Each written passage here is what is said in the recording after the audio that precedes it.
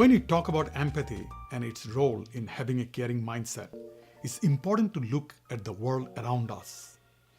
These days, when I look around, I see a lot more me than us or we. And this is the problem.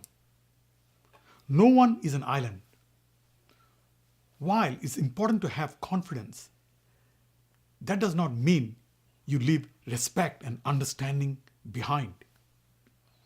I consulted with someone who was so self-absorbed, he did not even realize his company was falling behind because he refused to share credit. Instead of acknowledging the contributions of individuals on his team, he took credit, full and complete credit. People left, productivity suffered, and profits fell. Let me share another story with you.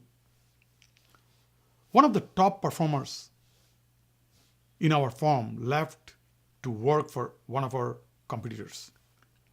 I was not happy, of course, but I tried to be gracious and accepting, in other words, empathetic. He felt this was a dream opportunity for him, except it was not. 6 months later, I heard through the grapevine that he was not happy and wanted to return. And I admitted I was not exactly empathetic and let my ego get in the way because at first I did not even consider taking him back. Eventually, I realized that I had to at least listen to his reasoning. So when we finally met, I asked him why he wanted to return. I was speechless at his response.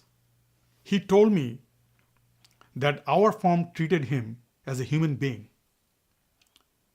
He was just a cog in a machine at his current employer.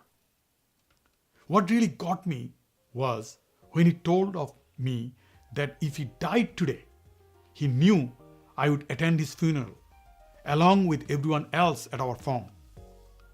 He was equally convinced that no one from his current company would. In other words, he wanted to be treated with empathy. Being treated with respect was more important than the additional money he was making. I was very humbled that he would think our organization that way, and I welcomed him back, and it was another reminder to me of the power of empathy.